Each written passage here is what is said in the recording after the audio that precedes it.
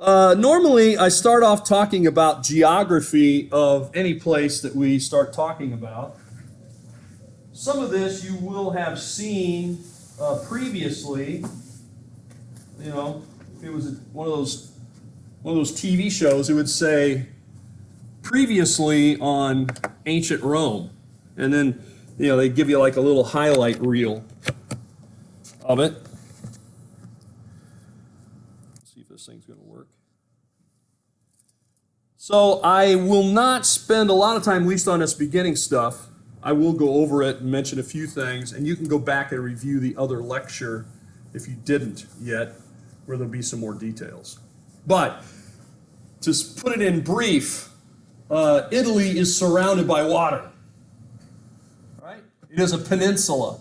The geography of a place affects the people and the history and what can be done. You can't really separate the geography from the history.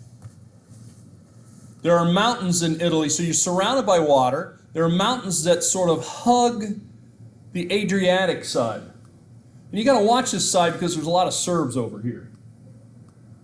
That was for a certain member of the class. But remember Tesla, the most famous Serb of them all. Where would we be without it? And since it hugs there, the Apennines hug that way, and also because of the geography, all the best harbors are on this side. Okay, all of them are on the west side. So you'll notice there really aren't many big cities or stuff over here, and that's the reason why there aren't any good harbors. I mean, there's one harbor down here at the heel. That's mainly just so you can get over here to Greece. And so you take the road across and you get there and you get on a boat. Actually, when I've taken students on tours, I used to take study tours back when people used to like me to do that kind of thing. I used to take them on tours of Greece and Rome. And we would go to Athens. Sometimes we'd go to Istanbul, Athens, and Rome. And we would hit, all the famous sites. And in Rome, we would often take a ferry, an overnight ferry from Greece to Italy. Of course, it goes the other way too. And so you get on there about 6 at night, and you get off about 6 in the morning. And you don't need airfare and all that other kind of stuff. And it's kind of neat, a neat experience for people, as long as the boat doesn't sink. And you have a little room, you can it's kind of nice. So, but that was an ancient route as well, is what I'm trying to say. Now the other thing, of course, would be the rivers. The Po River is up here in the north, very fertile. P-O, Po. The Tiber, kind of hard to see on this map, we'll see it on another, goes right through by Rome. Well, Rome was built along the Tiber. It wasn't that the river decided to, the river said, hey, Rome's down there, we ought to move down, we ought to move south. No, and in fact, the most famous harbor of ancient Rome was at the end of the Tiber, but the Tiber River was navigable. So you could sail up the river, bring goods in and out of the city, and go down to the harbor city, which is Ostia. Ostia, O-S-T-I-A. Interesting site, by the way. I've taken students there, some interesting ruins, apartment complex, mosaics, a lot of shipping. This is really a pretty neat place to go. I think in the video you're watching for this week, you'll get little snippets of Ostia. So keep that in mind. All right, let's move on. So here is a physiographic kind of map. And by the way, as you probably know because you've been in my classes before, you want to sit where you can see this well. So if you're having trouble, move closer. Because I can't make the screen any bigger. I wish the screen was bigger. It's a big room, but mine is not to reason why. Mine is just to do and die. That's from a poem. You didn't think I knew any poems. Well, I don't know too many. So here you can see the Apennines hugging the coast, as I said. And of course you can see the Alps to the north. And here you see the Po River Valley really shows up. The Tiber, also right in here, is the Rubicon. That becomes a famous river that you might have heard about, and now a truck that you can buy. And then, of course, the islands associated with Italy. If this is a boot, and many people call Italy a boot, then the football is Sicily, right? And you have Sardinia, and you have Corsica, right? Also, notice the proximity to North Africa. This is Carthage, a famous enemy of the Romans, especially in the Republic period. And, of course, right across the Adriatic, well, you always got to watch those people. Pretty violent, and rebellious lot. That's called Dalmatia. The Romans will eventually subdue it with force.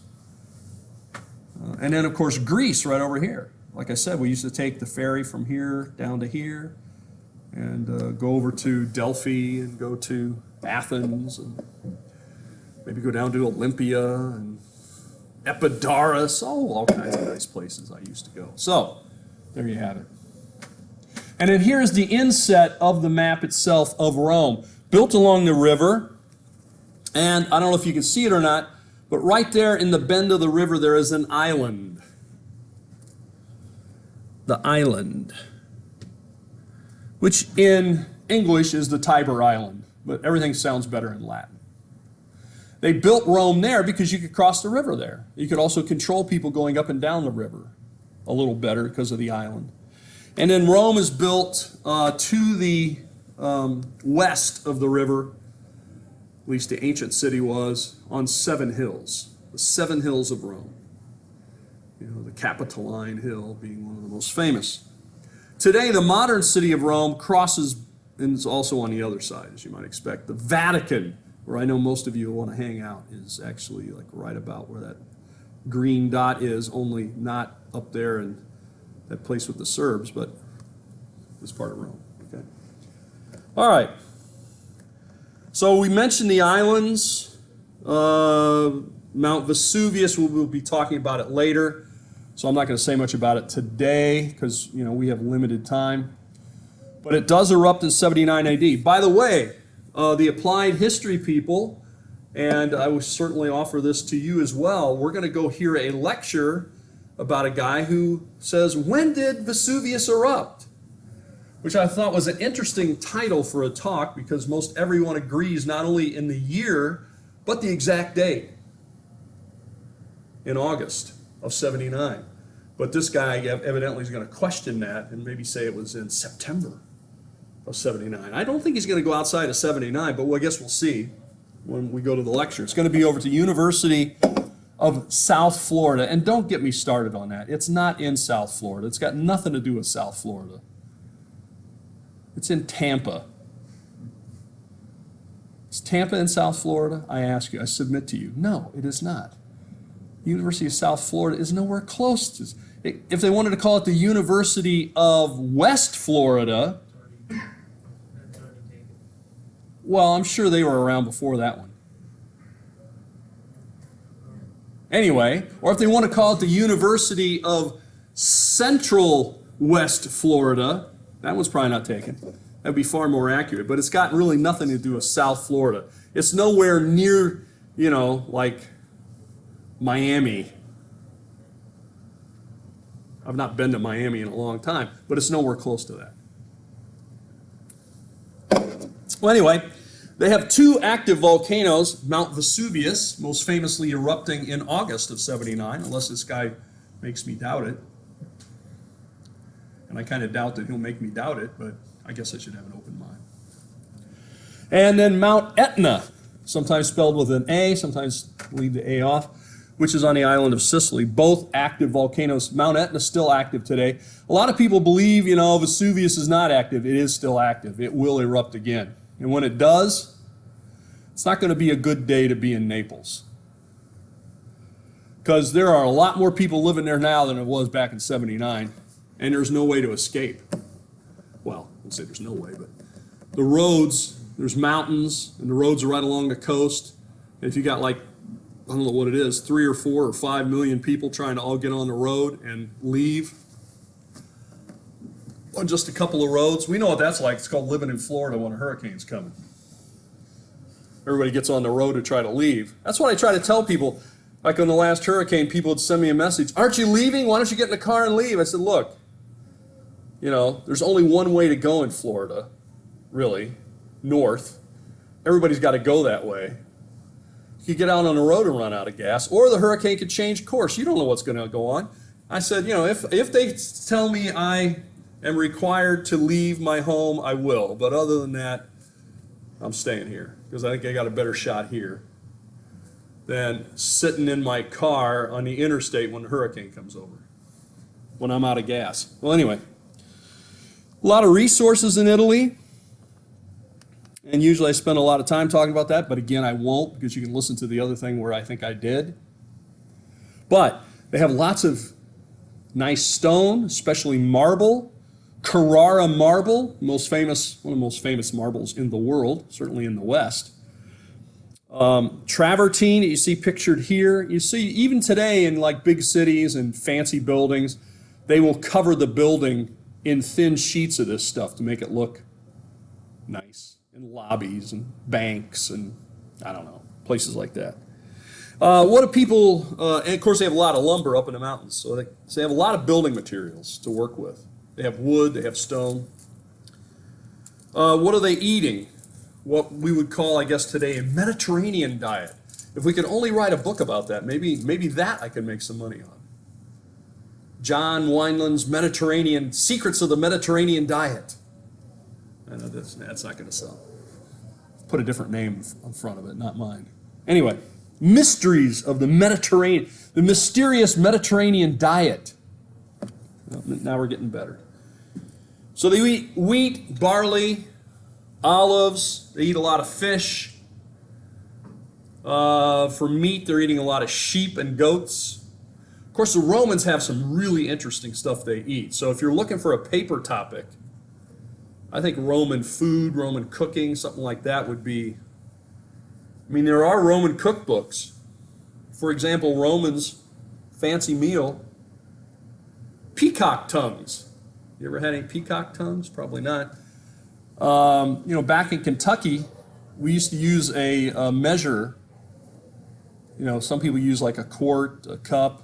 Back there, we had a measure called a mess. I don't know, you know, a mess of peacock tongues would be, you know, that's a lot. A mess is quite a bit. If somebody said, oh, I made a mess of this or a mess of that, that means, you know, they made a lot of it.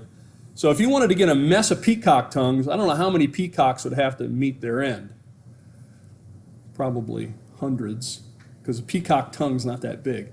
But the peacock tongues were eaten as a delicacy. Dormice. Not just any dormice, I know what you're thinking. No, milk-fed dormice. They would keep mice in a box, and they would feed it milk, fatten it up, then they would eat it. Of course, they ate a lot of bread and other things like that, but that's not interesting. They had a lot of weird foods they would eat. They like snails a lot, too, like the French. I don't know, maybe the Bulgarians. Bulgarians wouldn't eat a snail, I don't think, unless forced. And of course, salt. They have salt mines. We're used to, we got all kinds of salt. Salt's cheap. Go over to the store, get a big box of salt for $1. But it was very expensive in the ancient world. In fact, they had to mine it out of the ground, like you would coal or something.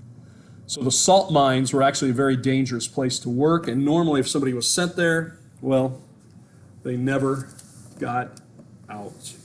It's kind of a death sentence. A lot of important sites. We've already mentioned Vesuvius. Of course, it covers up Pompeii and the nearby site of Herculaneum. Both of these are fascinating places to visit.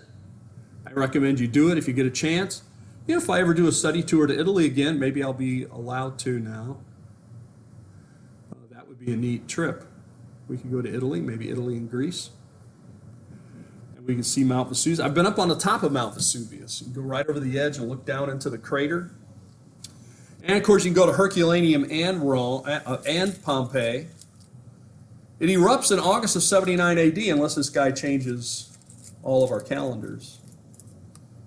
Discovered in the 18th century, and it's been excavated ever since. So this site has been under excavation almost continuously since, I don't know, like 1750, 1780, something like that. Well, here is just showing you Mount Vesuvius. It's the red arrow. Herculaneum in the, whatever color, what would you call that color? Purple? Mauve? I don't think that's mauve. Mauve is like a yellow or something. I don't know what a color it is, but anyway, that color. And then the green, fluorescent green, is Pompeii. But you can see the cone of the ash cone, the cinder cone of the volcano. It will erupt again. And this is the Bay of Naples. And everyone loves to live here. It's fertile soil, nice climate, and an active volcano. What could go wrong? Just like the party tomorrow night, pizza party on Friday the 13th. Don't have to worry. Friday, don't be superstitious. So it is active, and here just shows you some of the lava flows. Again, here the blue circle is circling Herculaneum, getting my words conflated, and the red one, Pompeii. And then these are various lava flows from various times.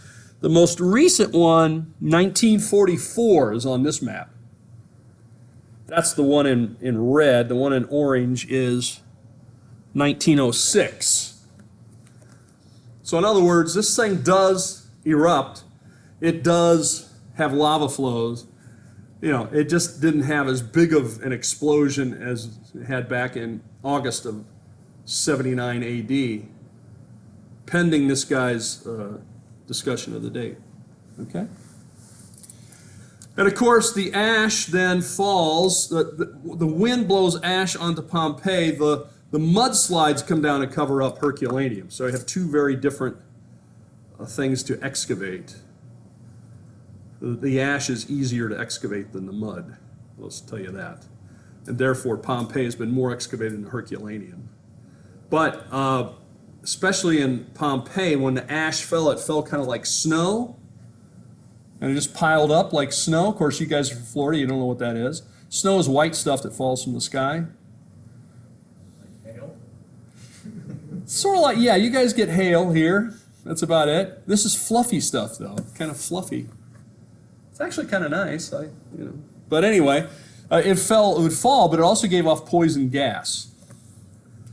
People died of being suffocating from the gas, and they would just kind of pass out, and then they're dead. Now, when they died, when the guys were digging, they began to notice they would come to these kind of hollow spots, and inside would be bones.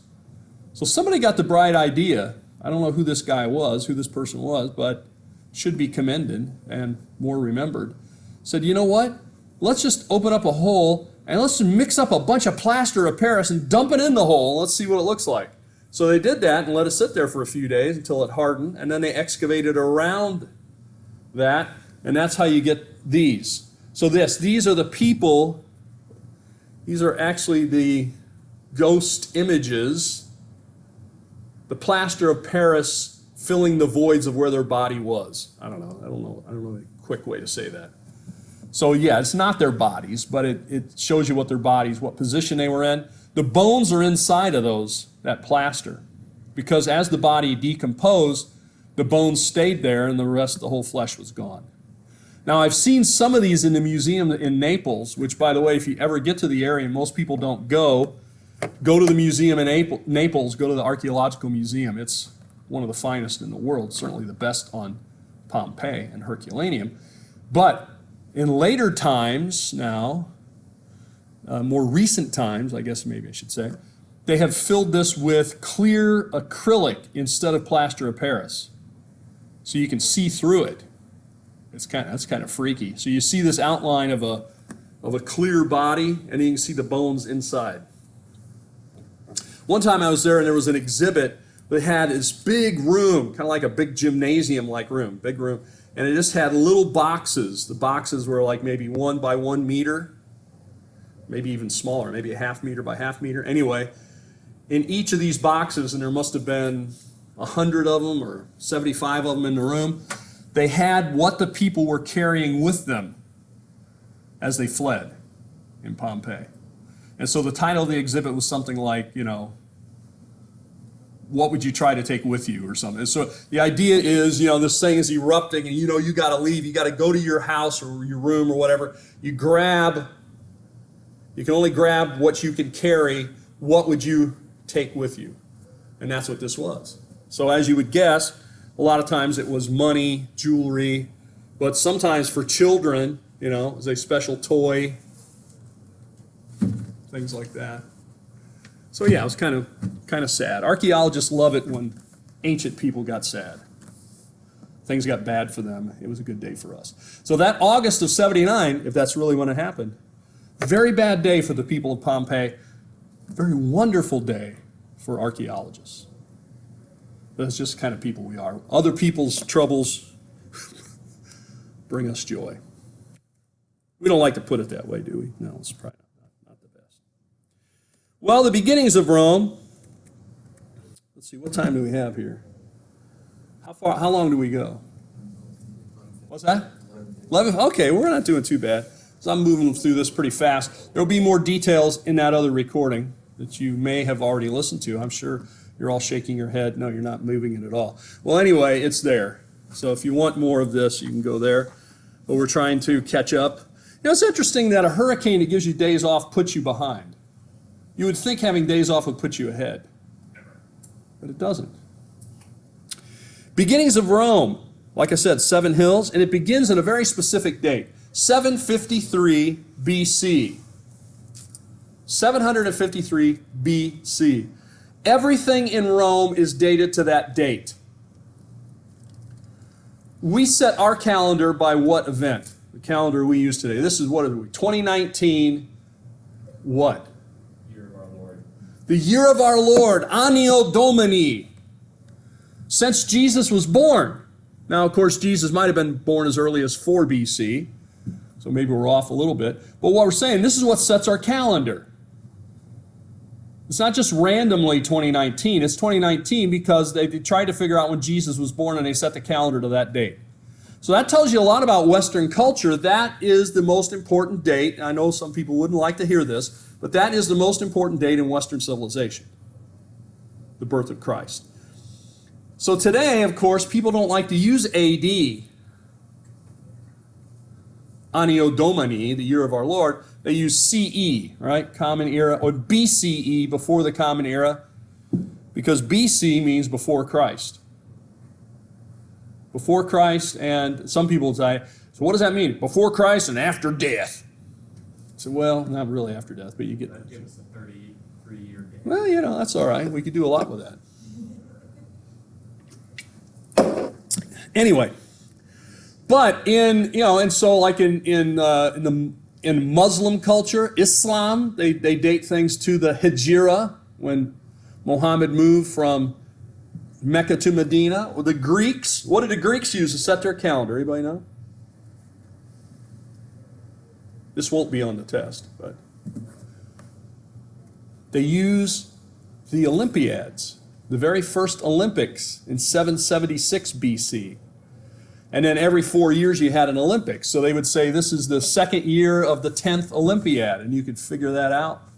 But for the Romans, it's from the founding of the city, AUC, Ab Urbe Condita. It's not AD or BC, it's AUC. And so the dates all go from that date. So it would be, if it was 253 AUC, that would be roughly 500 BC by our reckoning. Does that make sense? And here is a famous statue. By the way, my wife hates this statue. I like it. She hates it. Of course, she teaches art, so maybe I shouldn't like it as much as I do, but I just like it, but she doesn't like it. And this is, of course, telling us the story of whom? What is this? Why do people love or hate this? Why do they even see it? Has to do with the founding of Rome. I'll give you that hint. The brothers that founded Rome. The brothers, yeah, Romulus and Remus. Anybody know anything about those brothers? How they came to found the city? Yeah. Wasn't there like a king or something? Yes. Is there a prophecy? There was a king, yeah, there was kind of a prophecy. The king was their uncle. And then when he heard that these two were going to be very powerful, he decided, no way, Jose, was that going to happen. So he tossed them in the Tiber, basically, or maybe had them tossed in the Tiber, according to the story, and to get rid of them. But, you know, these boys are kind of like the cat you try to get rid of. The cat comes back. It wouldn't stay away.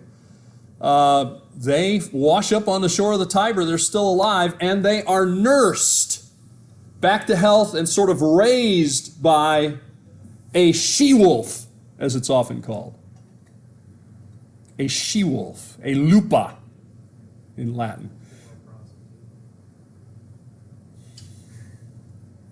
I knew you were going to go. I knew when I saw the look in your eyes, so that's what you're going to say. Yes, there is, you know, I don't like to bring up such earthy things, but yes, there was a kind of nickname for a prostitute which was similar to the name for a female wolf. Of course, we have a word that we use sometimes in unpolite company that would refer also to a female of the canine. But we don't use that kind of talk. Well, anyway, according to the story, the wolf then nurses them. That's what this is showing us. How our buddy Romulus and Remus are there. By the way, you can be thankful that, you know, when the two brothers then, when they wash up on the shore and they see the island and all that, and later and they decide they're going to start a city, the one brother kills the other. Romulus kills Remus. And he's the one that starts they had a fight over, you know, his brothers do, and he killed them. Sound like a familiar story? I guess brothers are often killing each other, I guess, in these stories. So anyway, you can be thankful, though, that it was Romulus that won, because if it would have been Remus that won, then this course would be called Ancient Rheme. And it would be Rheme and the Remans. And we wouldn't want that. Rome sounds much better. Now, who are the great influences on the ancient Romans? There are two big ones. Two major influences. One of them are the Etruscans. The Etruscans live on the Italian peninsula just north of Rome, in Ituraea, as it's called, or what do they call it today? Tuscany. You want to go to Tuscany because they have all those films with all these women that live in houses and they cook and then they fall in love with mysterious men. I don't know how it goes, something like that. Something, sunset, sun, moon over Tuscany, sunrise over the Tuscan moon. I don't know what it is. But you get the idea. Start putting Tuscany in there, then people will start. Then maybe I could sell a book. What did they get from the Etruscans? We go through a lot of things, but they got some of the architectural things. They got the idea of divination. You know what the Romans would do to try to figure out, you know what divination is, find out the will of the gods. How would the Romans try to figure out the will of the gods? Anybody know any of the ways? Yes, Taylor, you seem to know. Augury. Is that what you said? Yeah. And how do you do augury? What is the process of augury? To augur. What's that? Grab a bird and different ways to fly. Okay, yeah, there are various ways at augury. Yes. Birds, the flight of birds. Definitely. For the Romans, and I always digress, but sometimes it actually relates. For the Romans, the left side, anybody here left-handed? Okay, good, I can speak freely. The left side was the bad side. I mean, for the Romans. The right side was the good side. So if the birds are coming from the right, that's much better than if they're coming from the left. Do you know what the Latin word is for left? Sinister. Yes, sinistra. That's where we get our word sinister, because it's evil, it's bad. It's a bad sign to come from the left. So just remember that politically. It's very bad to be from the left. The Romans affirm it. Historical. Anyway, so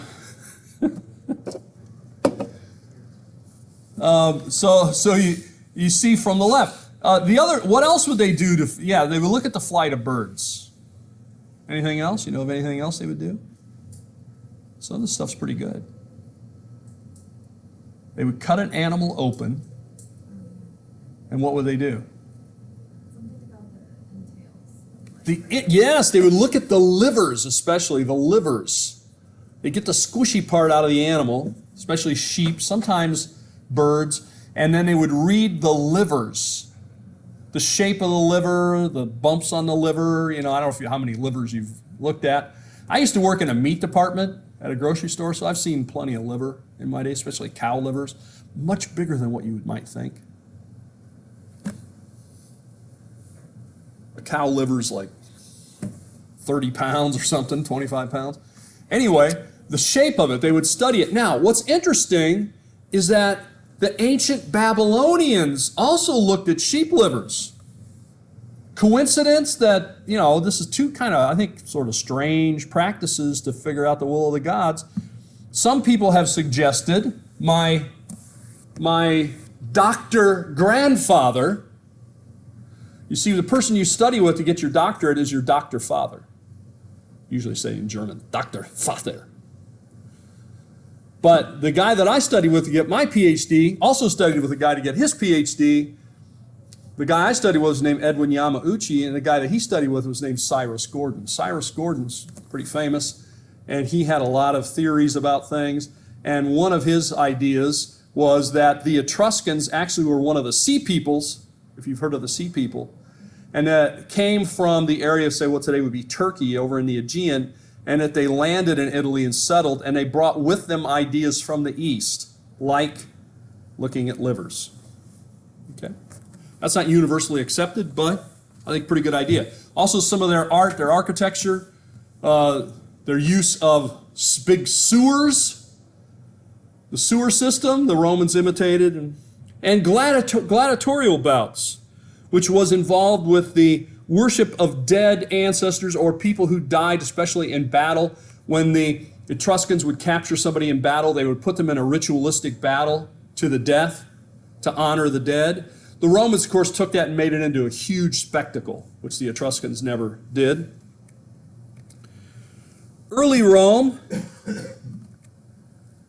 By the way, here is the island of the Insula Tiberium, the island of the Tiber. There it is. So this is the Tiber, and this is the island in the Tiber, and then they have a bridge across. Still today, if you're going, say, from, let's say you went to visit Rome, which I hope you get to do someday, and you go to the Forum, the Colosseum and all that, and then they tell you, oh, we're going to put you on a bus, we're going to take you to the Vatican Museum, you're going to cross this island on a bridge, most likely. Well, there were several tribes on the peninsula. You know, there weren't just, you know, who were the Romans? Well, you got the Etruscans to the north.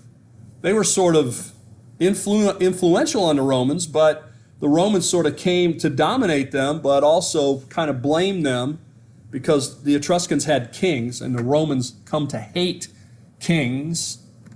But there are also lots of other tribes to the south. Who are these tribes? The tribes that sort of come to dominate early on, what we might call the Romans, were the Latin tribes. Hence we get the language, the Latin language. And they settled, the Latins settled on the Tiber, near the Tiber, and near its island. That's about 15 miles upriver from Ostia, from the mouth of the Tiber. And of course it's named for Romulus, not Remus. Now the Roman Republic, this is what we're supposed to be talking about today, according to our schedule, as the British would say. Well, the last king of Rome was an Etruscan, and the Romans considered him a tyrant. Now, by the way, tyrant has a very negative connotation in our culture today, like dictator does and tyrant. These were offices at that time. Of course, people abuse their power. This is what people do when they get power. Historically, when people get power, they don't want to give it up. And when they get power, then they get more corrupt. And there's something to the saying, power corrupts, and absolute power corrupts absolutely. Yes, I agree. Well, the Latins then, or what we'll now can call the early Romans, don't like the king. They don't like to be controlled by the Etruscans. They overthrow the last of the Etruscan kings in 509 BC. So you want another pivotal date? The founding of the city of Rome and 509 becomes very important. This is when the Roman Republic begins, 509 BC. Roman Republic. And of course, the Romans had this idea, even you might say, well, wait a minute, what about the Roman Empire? Was that a republic? Yes, it was. But it was kind of a legal fiction. Everybody said it was a republic. Everybody pretended like, it was kind of like we do a lot in life. We pretend. People pretend a lot. They go to a meeting, they pretend that they like it. Some people pretend better than others. Or they do certain things because they pretend that this is the best way to do it, or this is the right way to do it. But they know it's just too much effort to try to go against that. Well, in the Roman Empire, people pretended the republic was still around. But the republic was gone. I mean, you got an emperor. What's the difference between an emperor and a king? Well, several letters. What, 6 letters? 4 letters? King, emperor? Well, I have to figure that out. Maybe it's 4 letters, I think. Taylor's doing the math for me. He'll correct me later. But, you know, that's the only difference in my mind is, you know, emperor's probably got more power than a king, not less. But anyway, but that was it. So the republic begins. Now, what was the social life of the thing? You know what that means? You know, what did they tweet about? What did they put on their Instagram, the ancient Romans? What? They didn't have Instagram? How could they live? Well, not well. Of course, not well. They didn't have Netflix either. What did they do at night? Sleep. You can sleep when you die. That's what I always hear people say. I say, well, no, you're dead. You're not sleeping. Well, anyway. Someday I'll rest, but it'll probably be around that time. Well, anyway, they are organized in the sort of family units or larger than family units into tribes, clans, and families. Those, in other words, for us, when we think of a family, I used to say you'd think of like Leave It to Beaver, but you don't know what that is. We have, you know, mother, father, a couple of brothers, whatever, you know, that's a family. I suppose for you, you think of the Simpsons, maybe you've heard of them, right? Oh, well, I see, yeah, okay. I like the Evil Baby. That's my favorite one. The Talking Evil Baby is should be promoted and have its own show without the rest of them. What rules the world? Well, anyway, you get the idea that we're talking about, you know, maybe 2 or 3 kids and 2 parental units. And, you know, that's a family. But for the Romans, that was, well, that was not the family. The familia, where we get our word family, was much bigger than that. It included aunts, uncles, grandparents, cousins. Okay? Now, this extended, what we might call extended, greatly extended family was called the pater familias. Pater is where we get our word for father, or padre, right? That kind of thing. Paternal comes from the word pater, definitely.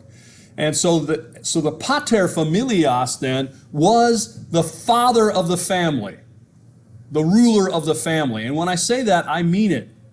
Ruled the family. The pater familias had the power of life and death. If the pater familias told you, you should not do that anymore, don't do that again, or do this, and you don't do it, he could have you killed, and no one's going to do anything to him. That's his power. It is a good system, especially if you are the pater familias. Well, I will say it's efficient. I don't know if it's good, It's efficient. You know, some people complain about our government. We don't get stuff done. We're not efficient. Our government's not designed to be efficient. You don't want an efficient government. If you had an efficient government, you have a dictatorship. You get a lot of stuff done very quickly in a dictatorship. If you want democracy, the more democracy you want, the less efficient it's going to be. I'll just leave it at that. That's all I'll say politically today. Well, I guess I've said a few things. So the power of life and death. On top of that, we also, so what do we got, 5 minutes? On top of that, so, you know, I'm not going to get very far with this, but that's all right. We have two big social classes. So in other words, you have this family thing, this clan, tribe, whatever you want to call it, extended family, paterfamilias, over that big group of people. And by the way, when that guy dies, there will be another paterfamilias. It could be his son. It might be his brother. It's always going to be a man, I can tell you that much. Male dominated. But, you know, not always clear, you know, it's not directly like, oh, this guy's son, eldest son is going to be it. It could be his brother. It could be his uncle. You know. Well, there's also two social classes that develop that we should be aware of: patricians and plebeians. Patricians are what we might call the upper class, the wealthy. They were the only ones that could be senators, at least in the beginning. Plebeians, well, that's like you and me.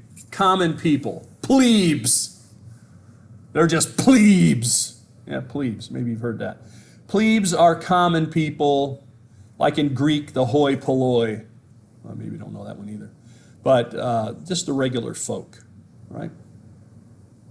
Well, the common people do not have the rights and the power and the control of the upper people, and so there's always a tension there between those two.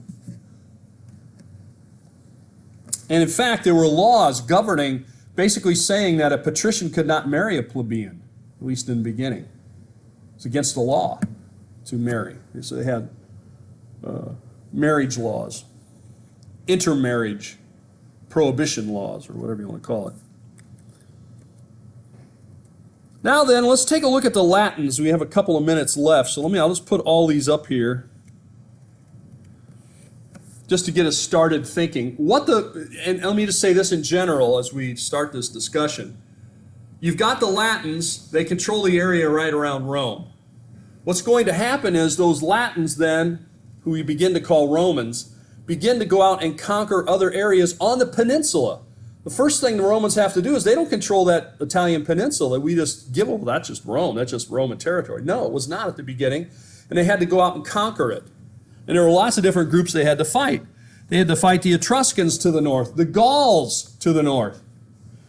They had to fight the Samnites, who were in the mountains of the Apennines. And then, of course, really further to the south on the Italian peninsula, guess who's down there?